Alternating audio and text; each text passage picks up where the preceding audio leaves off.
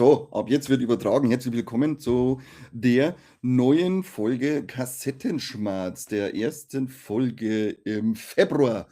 Ich will mal kurz auf meinen Hintergrund aufmerksam machen. Ein wunderschöner Fettsack-Bauarbeiterkalender, den ich zu meinem Geburtstag geschenkt gekriegt habe. Endlich mal einer ohne Peenen.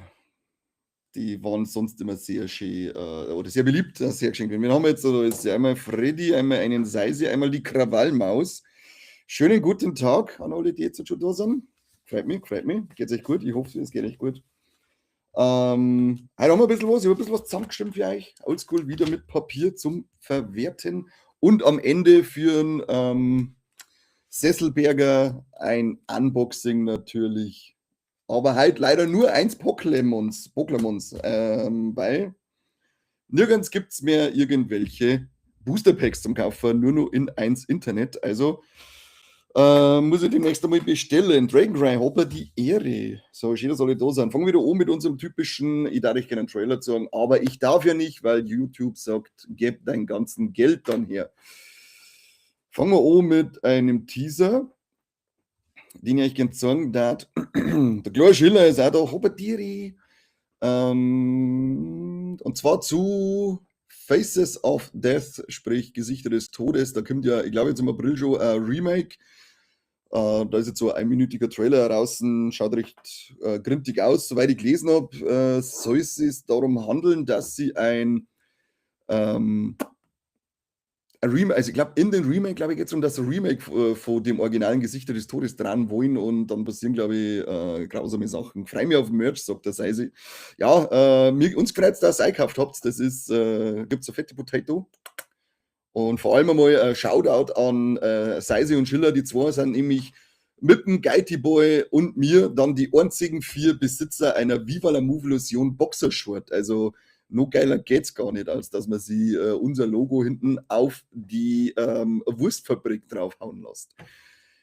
Was sagt er? Habe ich auch gelesen. Ja, Freddy, wenigstens einer, der hier mal sich informiert. Ich hätte ja 2 Backerl Pokémon mitgebracht letzten Freitag in VIP, aber keiner war da. Ja, das war leider sehr traurig. Tut mir nur sehr leid. Wenn ich es gewusst hätte, dass du da bist, war ich natürlich gekommen, Philipp. Also, nächstes Mal schreibst du uns. Übrigens, weil wir gerade zusammen mit Phil Spielberg am Freitag und Samstag gibt es, ich habe es eh schon auf Instagram, kannst du das nochmal genau anschauen, beim Kinostart-Posts und bei uns in der WhatsApp-Gruppe, wer noch nicht in der WhatsApp-Gruppe ist, halt da dazukommen. Am Freitag und Samstag nochmal limitierte Ausstrahlungen zu Iron Lung in Cineplex Waldkraiburg und Neufahren. Der war letzten Freitag schon in Neufahren und da war der Saal ausverkauft und die Leute waren schon da sehr begeistert. Sollte man hinrumpeln, wenn man den im Kino sehen möchte, weil ich glaube, bei uns haben wir sonst wieder keinen, der das ausstrahlt. Ach, übrigens, danke für die Spende, Drink. Gibt schon wieder ein Küsschen auf die Nüsschen hier. Also, ich muss schon wieder die Potatoes raushauen, ohne Ende. Heute mal kein komischer Energy Drink mit irgendwelchen dickbusigen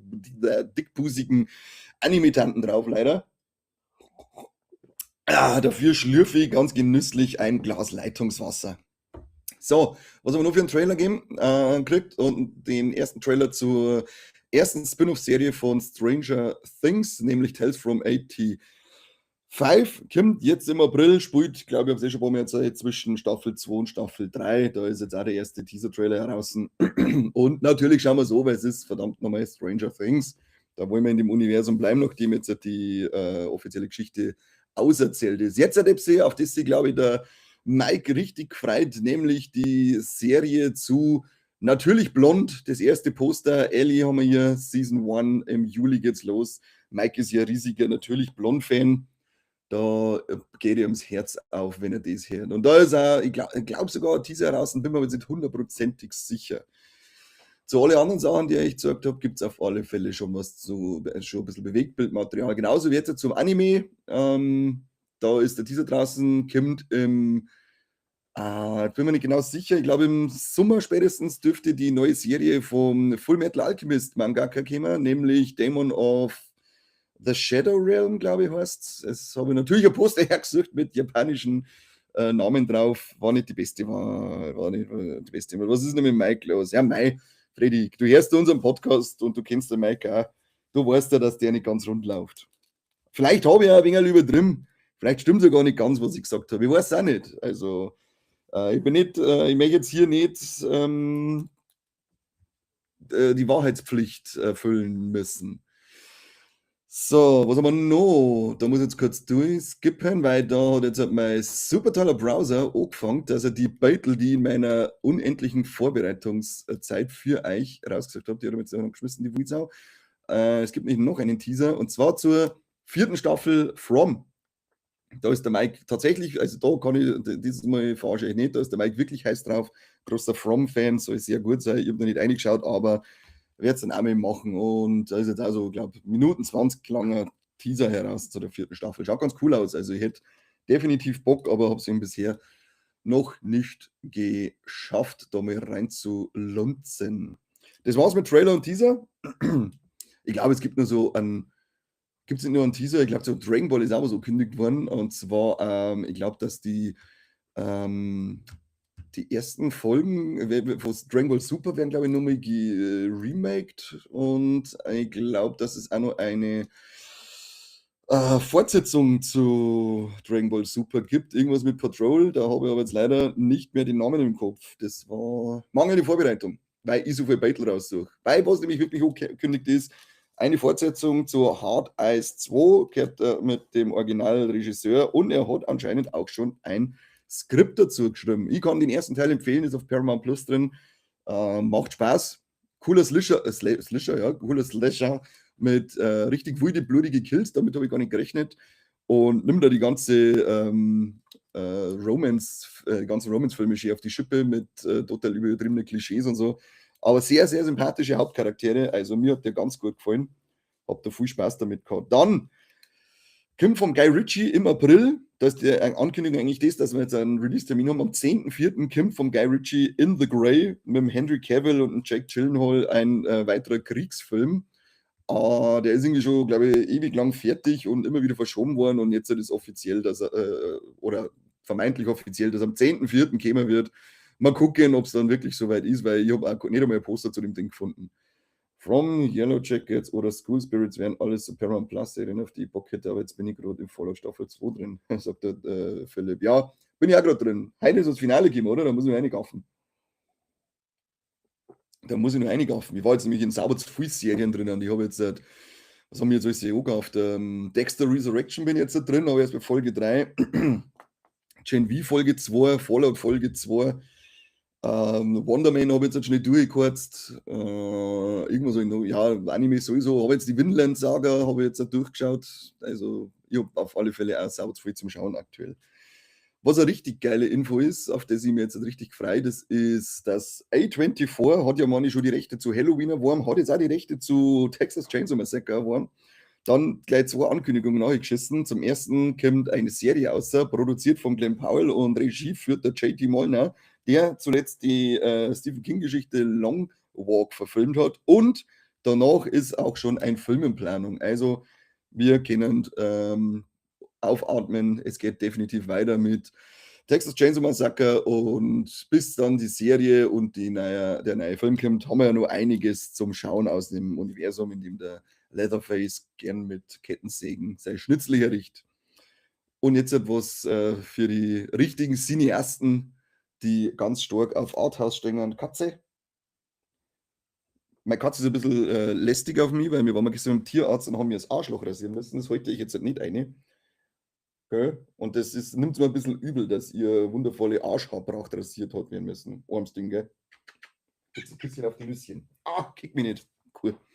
Jetzt etwas für die richtigen Cineasten, die auf richtig fettes Arthouse-Kino stehen, nämlich die offizielle Ankündigung: Fast to Furious Teil 11 namens Fast Forever wird am 17.03.2028 endlich ins Kino kommen. Lang haben wir darauf gewartet, endlich wissen wir da jetzt mehr. Ich bin erst bei Folge 3. Kommt denn jetzt von Dragon Ball Super eine neue Staffel? Ja, da musst du mal googeln nach Ankündigungen. Ach, wie hieß denn der Gott? Weil ich glaube, das eine ist so Neuverfilmung oder eine Aufwertung oder so wie bei den One Piece Folgen, dass es einfach nur mehr ein wenig geiler machen. Katze, wo sagt er? Wir singen nichts. Was ist denn da schon wieder los? Ach so. Moment. Layouts. Nicht verfügbar während der Medien, weil da müssen wir es anders machen. Müssen wir es so machen. Ha, da bin ich wieder. So, 4 her. So, jetzt da Katze hier. Stinksauer mit frisch rasiertem Arschloch. Frechheit gesagt.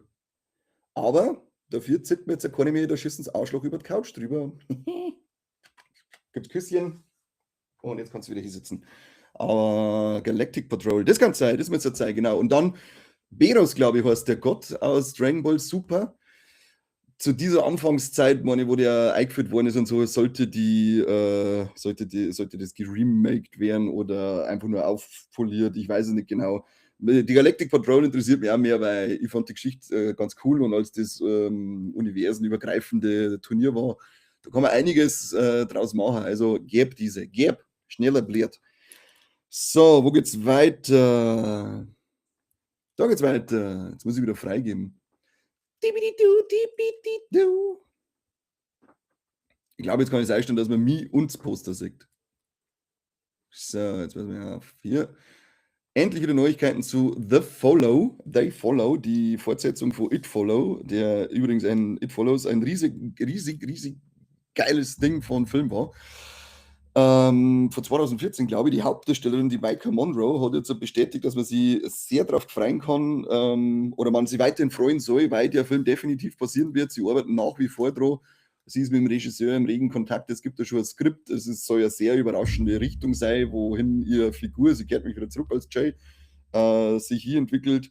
Drum seid gespannt. Was sagen wir denn eigentlich? Was wäre noch? Jetzt soll ich sie eingeschrieben. Super nach Boy checks nicht mehr. Super nach Z. Ja, genau. Dragon Ball Super kommt nach Dragon Ball Z. Katze, Galactic Patrol, Katze wo? Wir sehen nichts. Bei Dexter bitte Staffel 1, Folge 9.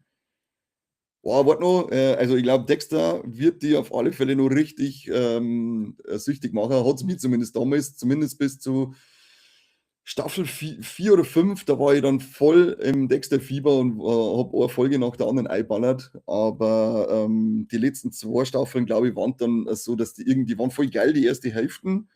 Dann ist aber schon so der Reveal von dem Killer gekommen und dann sind die letzten Folgen wie so der Heatledger, da haben sie irgendwie an Qualität verloren. Aber ich finde dann die Bloodlines, glaube ich, heißt die dann das ursprüngliche Ende weiterführt und jetzt die neue Resurrection, finde ich ziemlich geil. Vor allem Resurrection hat ein richtig geiles Oldschool-Dexter-Feeling, das macht richtig Spaß. So, was haben wir als nächstes? Ein großes Thema, nämlich Evil Dead. Evil Dead Burn ist ja schon abgedreht, das glaube ich, habe ich letztes Mal schon erzählt, aber jetzt hat es auch schon die ersten Test-Screenings gegeben, die sehr positiv ausfallen. Das ist ja schon mal Neues. Unter anderem soll es sehr coole, lange Shots geben und so 360-Shots. Also ich darf auf die coolen Shots noch hoffen, die es aus 20 Weeks later, Years Later gegeben hat im ersten Teil, wenn es durch den Kopf schießt und dann das so geil umrumpelt. Es kommt das erste Mal ein besessener Hund vor. Die Deadites wollen einen Dolch haben. Man hat ja schon mal einen Dolch gesehen. Ich glaube bei Evil Dead 2 und auch bei Armee der Finsternis. Es spielt in einem älteren Gebäude, älteren Haus, das neben einem Bestattungsinstitut ist und setzt direkt an Evil Dead Rise an. Also sehr, sehr coole kleine Informationen, die sie da rausgehauen haben, die mir auf alle Fälle neugierig auf mehr machen. Was aber noch geiler ist, dass sie anscheinend, dass sie anscheinend richtig, richtig Bock auf mehr Evil Dead Macher haben, weil schon jetzt der Cast bekannt gegeben worden ist zum nächsten Evil Dead Film. Da geht es einmal los mit dem Zach Gilford. Der kommt mir bekannt vor. Schauen wir mal kurz, ob wir den, woher das man den kennt. The Purge Anarchy. Summer Breeze. Auf dem Festival habe ich nie drauf war. Super lustig. Midnight Mass, genau, da war er dabei. Also Zach Gilford ist gecastet. Dann haben wir die Charlotte Hope. Die gute Frau kennt man aus, da schauen wir wieder miteinander. The Nun, das ist der Victoria, Catch Me a Killer. Nein, ich weiß sie dann nur aus The Nun. So tut die auskicken, machen Sie mich groß für euch. Mach groß. Gut, dann die nächste ist die Ella Newton. Ella Newton kennt man aus zuletzt Dangerous Animals, die muss ich endlich mal anschauen, den habe ich noch nicht gesehen. Und der Mike hat ja, glaube ich, die Wolex dabei gehabt. Wisst ihr ja, Wolex, neue Folge diese Woche.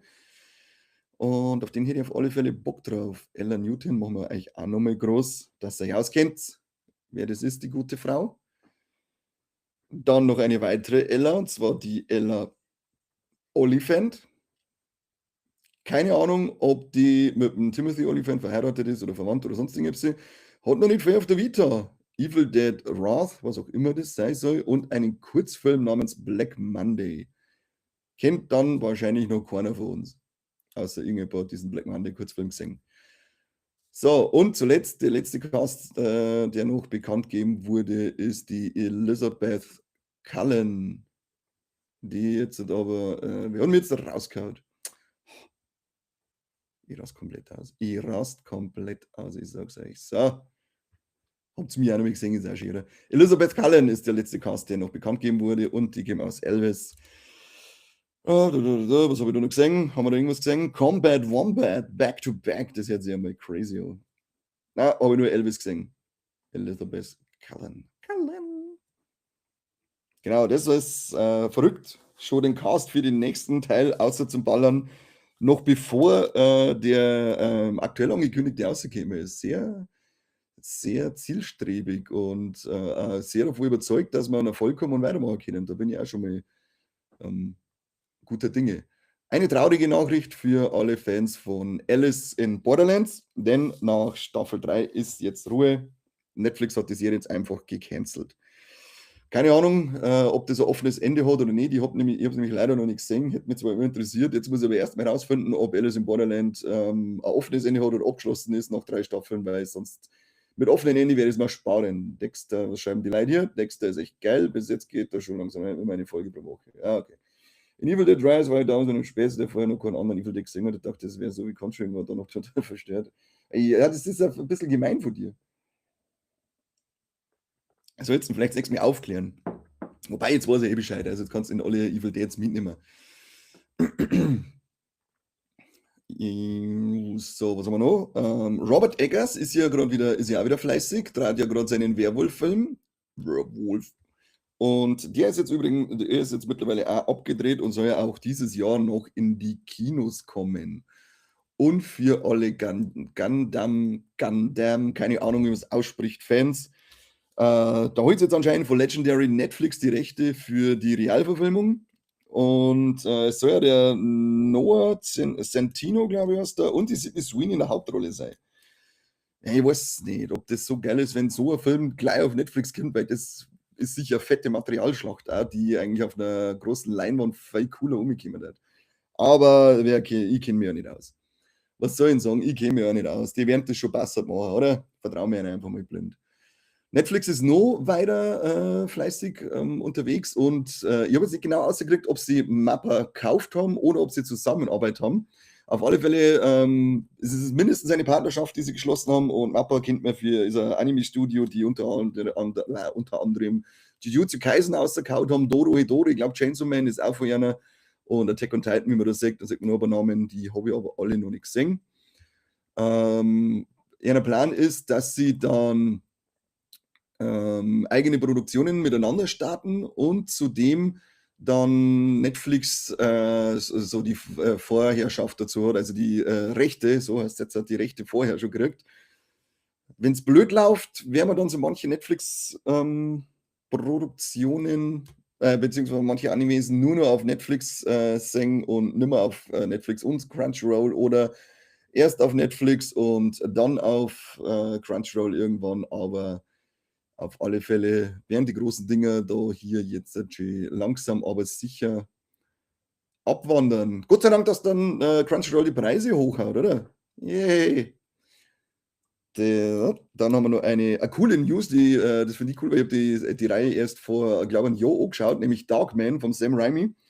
Da ist ein Sequel in Arbeit und er hat gesagt, sie haben auf alle Fälle schon ein Skript fertig, sie hätten schon 2 potenzielle Regisseure, die das übernehmen hatten, und ihnen fehlt aber leider das Geld. Deswegen ist es noch in der Schwebe, wann und wie und so weiter. Aber es soll auf alle Fälle ein Darkman-Sequel kommen und viel geil. Also, ich mag die Trilogie, die macht Spaß. Die ist so richtig coole, dämliche 90er-Action und da hat der Liam Neeson schon angefangen, Actionheld zu sein. Also nicht das mit 96 Hours, gell? Cool. Jetzt erteilen wir mal wieder was von Instagram, denn wir kriegen ja auch einen neuen John Rambo-Film, nämlich ein Prequel soll da kommen, in dem wir den jungen John Rambo begleiten, wie er zum Survival-Sepp wird. Ich blende hier mit dem Text ein, den sie da rausgehauen haben. When I was 11, I saw first blood for the first time and it changed my life. Rambo wasn't just a film to me, it stayed with me growing up and was a defining influence on why I wanted to become a filmmaker. As we begin production on the origin of John Rambo, we are going back to the beginning. This is Rambo stripped down, raw and real, a survival story about endurance, persistence, and lost innocence. It's an honor to shape this next chapter with deep respect for the character and the legacy and to bring audiences the start of John Rambo's journey. Director Chalmari Helander oder Chalmari Helander. Den schauen wir uns mal an, was der Gute hier noch gemacht hat. Den habe ich nämlich jetzt auch nicht namentlich auf dem Schirm. Aber das Gute ist, dass wir ja da jetzt halt alle gerade miteinander im Internet sitzen und deswegen alles sofort nachschauen können, dieses Internets. Das ist echt Fluch und Segen. Siso hat er gemacht. Siso 1 und 2 oder nur den ersten? Nur den ersten. Na, alle zwei, bin ich bescheuert, ey. Der Christmas Tale Rare Exports. Oh, den haben wir erst wieder mal angeschaut, letztes Jahr zu Weihnachten, weil der ja auch in so viel besten Listen für die Weihnachtsfilme kommt, aber irgendwie kann mich er hat mir diesmal besser gefallen als beim ersten Mal, aber er kann mich nicht zu 100% überzeugen. Ja, weiß nicht, John Rambo Vorgeschichte kann cool werden, kann ein riesiger Mist werden, ich weiß es nicht, ich hoffe, er schießt vor jemand anderes, solange sie sich an dem John Rambo, also dem 4. Rambo orientieren, vom Gewaltgrad, bin ich dabei. Der hat nämlich Spaß gemacht, der ist schief geschossen worden. Mappe ist ja überwiegend ein Crunchyroll vertreten, hätte ich gedacht. Ja, kann sein, dass die sind da auch voll drinnen. Schlimm ist, dass man von anderen. Ja, das ist mit der Synchronisation der unterschiedlichen ist, glaube ich, bei Dan auf alle Fälle so. Wo mir aber die Netflix-Synchro besser gefallen hat. Naja. So, jetzt haben wir noch ein paar Casting-News erhalten. Ich persönlich natürlich. Ihn natürlich ganz persönlich. Ach, bei den Serien, die ich auch schon Dinge, die auch gerade The Beauty, kriegen wir ja gerade immer eine Folge wöchentlich. Ich kann ihn nur empfehlen, The Beauty ist echt richtig geil. Die ersten 4 Folgen, Bombe. Bombe. So, die Lea Seydoux, meine spricht man es aus? Seydoux und die Mickey Madison. Sage ich danach. Sind gecastet für The Mask of the Red Death, eine Edgar Allan Poe-Geschichte, die verfilmt wird. Lea Seydoux kennt man aus diversen Spielen, aber unter anderem, diversen Filmen, unter anderem aber aus als Fletcher in Death Stranding 1 und 2. Da ist sie mir absolut im Gedächtnis geblieben, weil sich das super Figur war und es richtig, richtig schön gespielt hat. Und die Mickey Madison, die auch mitspielt, haben wir hier aus Anora, die Hauptdarstellerin aus Anora. Ich glaube, hat sie nicht sogar den Oscar für die beste Hauptrolle gekriegt oder beste Hauptdarstellerin. Also 2 hervorragende Schauspielerinnen, da bin ich schon sehr gespannt drauf. Dann haben wir weitere Bekanntgebungen für die God of War Serie, unter anderem den Max Parker, der ist als Heimdall gecastet. Hier, diese ist Max Parker, diese. Schauen wir mal, woher das wir den gut aussehenden jungen Herren denn kennen. Platz 6 Royalties, Dr. Who Boots. Ach genau, aus der Netflix-Serie Boots, die jetzt auch abgesetzt worden ist. Ich habe aber nichts vor dem gesehen. Mir ist er als Person noch unbekannt gewesen als Schauspieler. Dann ist der Mandy Patinkin als Odin gecastet. Diese ist Mandy Patinkin. Aussprachen müssen Sie mit den Namen. Alle, die nicht Sepp, Schoß oder Manfred heißen, da beißt bei mir mit der richtigen Aussprache aus. Aber was soll ich machen? Schließen habe ich gesagt, du Wutzau. So, wo der schon ist mitgespielt, ja, das, blablabla, der ist draufgeschissen. Und dann der Olafur Dari Olafsson ist als Thor gecastet worden. Also endlich geht es richtig voran mit der God of War Serie. Auf die freue ich mich schon echt enorm. Da bin ich gespannt, was uns da herzaubern. Und ich hoffe, dass sie die Qualität, die sie bei Fallout den Tag gelegt haben, auch bei dieser Serie durchhalten können. Waren der Olafsson noch mitgespielt. Der kommt mir nämlich auch so Schweine bekannt vor. Mr. Dormant. Ach, stimmt, bei Severance ist er dabei. Stimmt. Ah, Severance. Twilight of the Gods, Tourist. Aha, aha. Und das letzte Casting ist die bezaubernde Margaret Qualley ist für das Remake zu Possession von 1981 im Gespräch. Margaret Qualley, wer sie noch nicht kennt, hier in Groß, und man kennt es wahrscheinlich mindestens aus Substance mit Demi Moore. Die ist für, ja genau, und den Prater Parker Finn, dieses Remake Parker Finn, den kennt man von Smile. Das waren die Neuigkeiten. Ich hätte euch wieder Streaming-News rausgesucht, aber es ist wirklich nur der einzig nennenswerte Streaming-Start diese Woche auf Netflix. Am 8.2. kann man da nämlich dann Longlegs schauen. Nicht mal eine Eigenproduktion, aber alles andere war wieder so scheiße, wo ich sage, da mache ich gar nicht die Luft verbrauchen, die es mir kostet, wenn ich euch das jetzt halt verzeihen darf. Drum gehen wir jetzt auch gleich weiter auf die Kinostarts der Woche. Und jetzt geht's los mit Return to Silent Hill. Filmstarts gibt ihm sogar 3,0 von 5 Punkten. Das ist ja mal ganz verrückt, mit denen ich nicht gerechnet habe. Das ist eigentlich ein typischer Einserkandidat, nachdem er auf Rotten Tomatoes, glaube ich, zwischenzeitlich auf 5 oder 6% gestanden ist. Er ist in unserer Sneak des guten Geschmacks letzten Freitag gelaufen, und da ist er ja auch überall schweineschlecht bewertet worden, außer in Waldkraiburg. Da gibt es das große Return to Silent Hill Gate. Da hat nämlich, müsst ihr mal auf die Auflösung zu der Sneak schauen auf Instagram. Da hat er einen ellenlangen, sehr förmlich geschriebenen Text drunter gehauen, dass sie das in Zukunft fotografieren werden, weil sie nämlich schon sehr viele Verfälschungen der Sneak-Ergebnisse vermuten. Also da ist richtig on fire, der gute Herr da in Waldkraiburg. Dann haben wir noch No Other Choice, Sabbatical, Ein Kuchen für den Präsidenten, Ungeduld des Herzens, Winter in Soksho, Triegel trifft Kranach. Was da? Danke für deine Infos. Oh, das ist aber lieb, dass ich da nicht bedanken. Freddy, da gibt es die dickste Potato, die 5 verdient. Malen im Widerstreit der Zeiten. Der Schimmelreiter.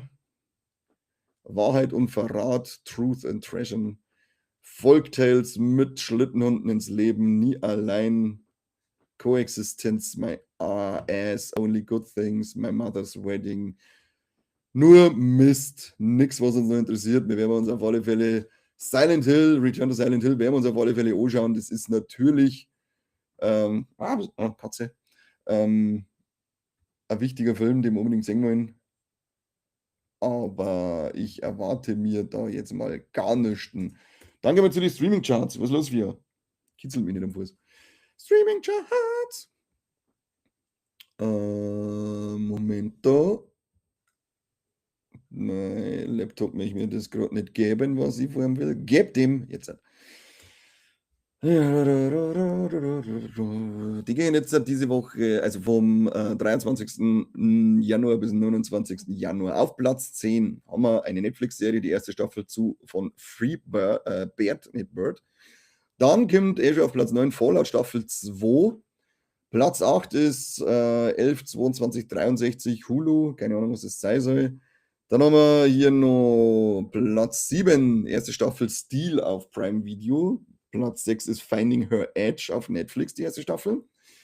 Platz 5, HBO Max mit der ersten Staffel The Pit. Hat eigentlich jemand auf HBO Max gemacht, ich habe es immer noch nicht, ich bin noch nicht fertig mit meinem Shit auf Wow.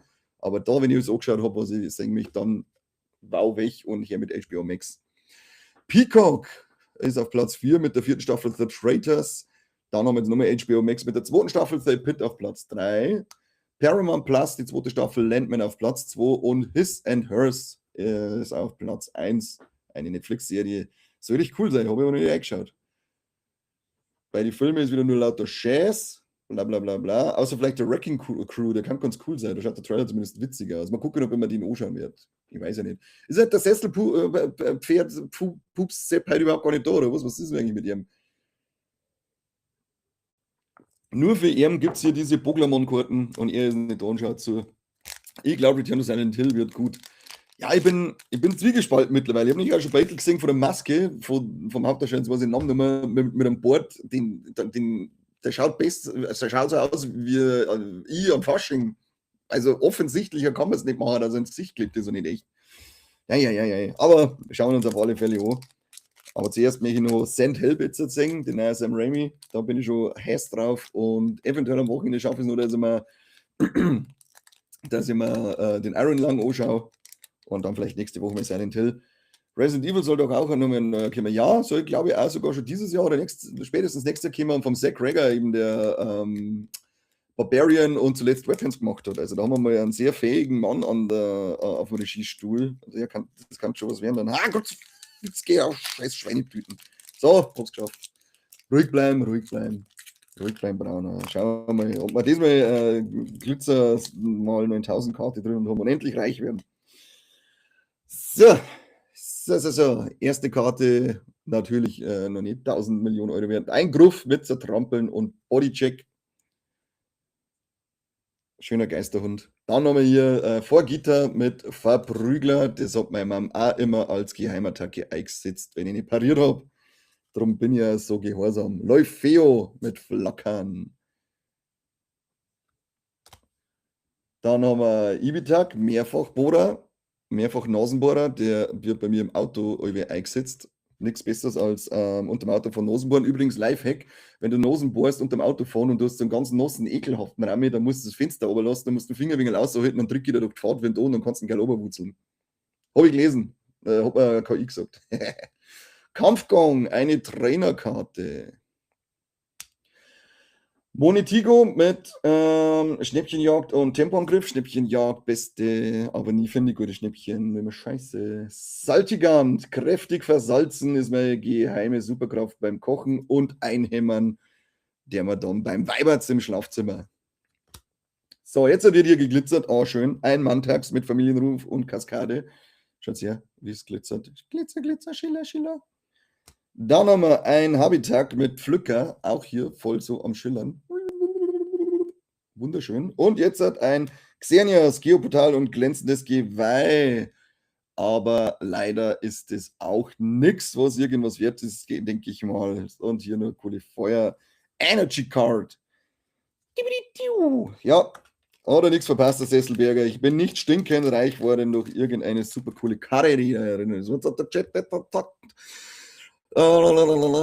ich fand auch Raccoon City nicht so schlecht. Raccoon City finde ich auch nicht so schlecht wie alle Song. Ich finde, es ist zwar kein guter Film, aber er ist unterhaltsam. Er macht irgendwie Spaß.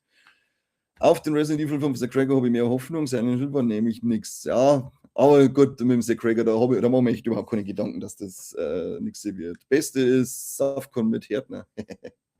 Das stimmt, ja. Vor allem, wenn man spielt und irgend so einen scheiß Käfersammler findet und dann hat man nur noch Safcon übrig und dann kann man sich gegenseitig mit dem Safcon-Härtner battlen.